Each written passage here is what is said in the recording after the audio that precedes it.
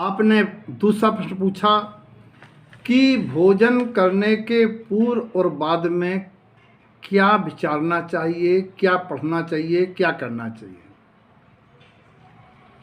देखो भैया,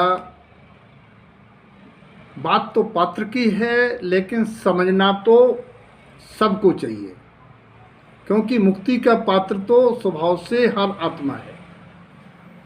भोजन के पहले ये समझना चाहिए कि अनशन अपस्वभावम, आत्मा का स्वभाव भोजन करना नहीं है। आत्मा भोजन करती नहीं है।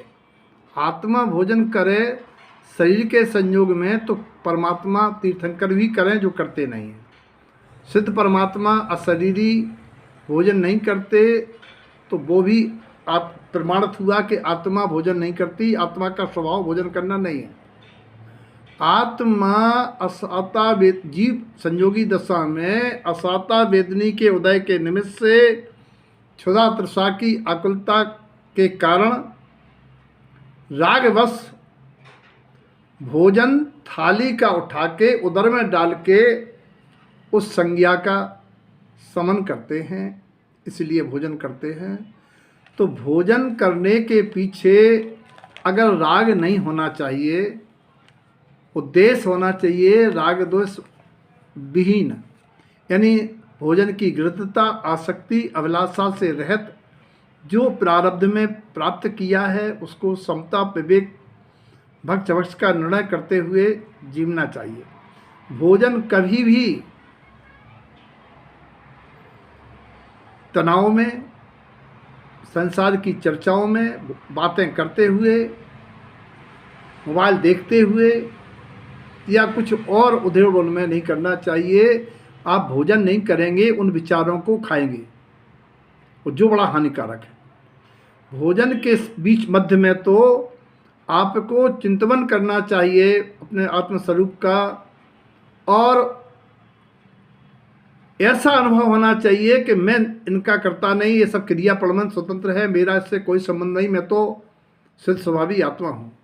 आपने पूछा पहले क्या करना चाहिए, तो पहले तो हमें दो बातें करना चाहिए कि हे परमात्मा, हे शुद्धात्म देव, जगत के सभी पात्रों का निरंतर आहार हो, और हे भगवान, वो दिन कब आएगा जब मेरा कबला हार छूट जाएगा। अंत में क्या करना चाहिए, अंत में क्षमा याचना करना चाहिए कि हे भगवान, हे परमेश्वरी परमात्मा शुद्धात्म देव, वे सभी जी मुझे क्षमा करें जिनका इनमें प्राणाघात हुआ हो, विराधना हुई हो भोजन के तैयार होने में,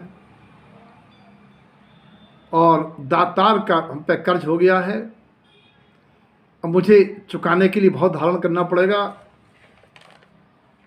मैं उनकी चर्या में सहयोगी बनूं और मुझे अब भोजन नहीं करना पड़े, ऐसी भावना है।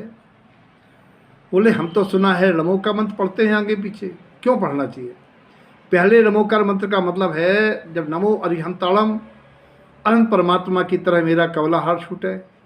नमो सिद्धाड़म, सिद्ध परमात्मा की तरह मैं अशरीरी अवस्था को प्राप्त हूँ, भोजन का चक्कर छूटे। नमो आयरियाड़म, मेरे शुद्ध आचार विचार खान पान निर्मलता पूर्वक मैं आहार करूँ।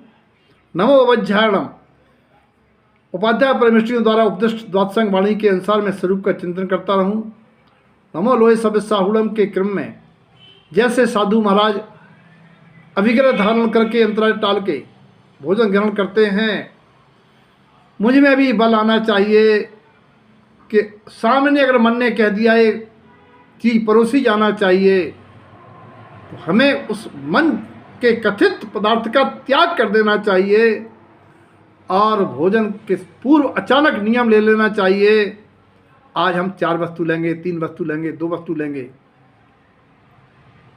ऐसी भावना से, और ये भोजन परमात्मा का प्रसाद मान के लेना चाहिए।